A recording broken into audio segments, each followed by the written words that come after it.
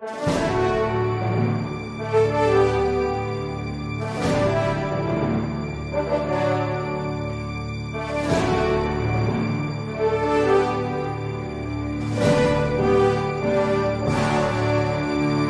a resposta católica de hoje, gostaríamos de responder a pergunta de como devemos fazer o sinal da cruz.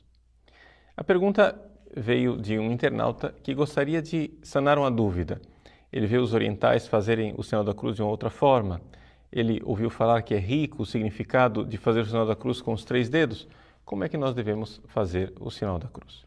Bom, primeira coisa, vamos para a legislação. Atualmente, a legislação para o Ocidente com relação ao sinal da cruz está contida no Cerimonial dos Bispos. Se vocês forem abrir o Cerimonial dos Bispos, na nota de número 81, que está no número 108, vocês irão ler que ali consta uma citação do antigo ritual romano para a celebração da Santa Missa. E diz assim: ao benzer-se, volta para si a palma da mão direita, com todos os dedos juntos e estendidos. Faz o sinal da cruz, da fronte ao peito, do ombro esquerdo ao direito. E aí vem o sinal quando ele abençoa o povo. Quando abençoa os outros ou bens e outras coisas, volta o dedo mínimo para aquilo que abençoa e ao abençoar estende a mão direita, mantendo os dedos juntos e unidos. Bom, essa é a legislação atual. O problema é que não foi sempre assim. Ou seja, nós devemos seguir a legislação principalmente para a matéria litúrgica. No entanto, existem outras práticas devocionais por influência de outros ritos. Bom, vamos então olhar um pouco a história do sinal da cruz. De onde nasceu o sinal da cruz?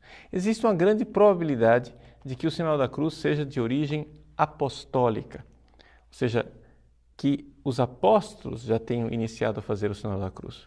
Nós temos, por exemplo, São Basílio de Cesareia, que no seu tratado sobre o Espírito Santo diz no número 66 que existem várias tradições que nós recebemos dos apóstolos e não estão escritas nas Sagradas Escrituras.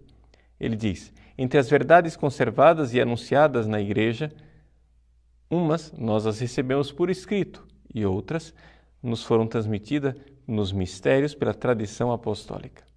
E aí, mais abaixo, ele diz assim: antes, por exemplo, para relembrar o que vem primeiro e é mais comum, quem ensinou por escrito a assinalar com o sinal da cruz aqueles que esperam em nosso Senhor Jesus Cristo?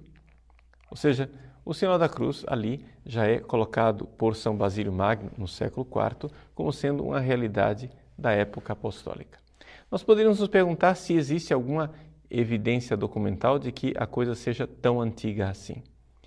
Bom, o primeiro sinal claro que nós temos da prática devocional do sinal da cruz está em Tertuliano, que no seu De Corona Militis, no número 3, 4, diz assim: em cada caminhada e movimento, em cada entrada e saída, no vestir, no calçar, no banho, no estar à mesa, no acender as luzes, no deitar, no sentar, no lidar com qualquer ocupação, marcamos a testa com o sinal da cruz.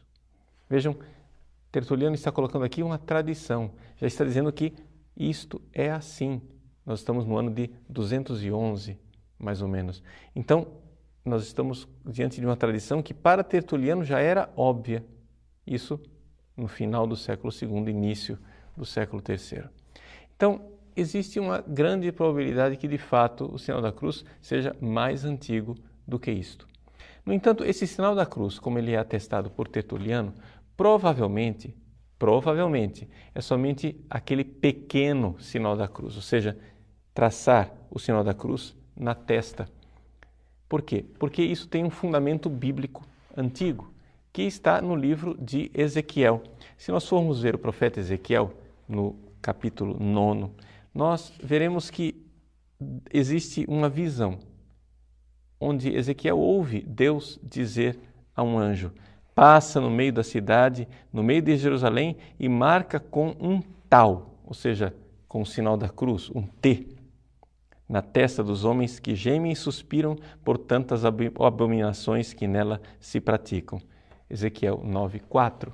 Então, é algo que estava arraigado já na profecia do Antigo Testamento e não demorou para a igreja reconhecer neste tal de Ezequiel capítulo 9 o sinal da cruz de Cristo. Por isso, houve esta prática desde o início.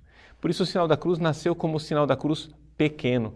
São Gaudêncio de Brécia diz, por exemplo, São Gaudêncio, que foi ordenado bispo por Santo Ambrósio de Milão e morreu mais ou menos no ano 410, que as pessoas faziam o sinal da cruz do jeito que nós fazemos na missa, ou seja, na testa, na boca e no coração.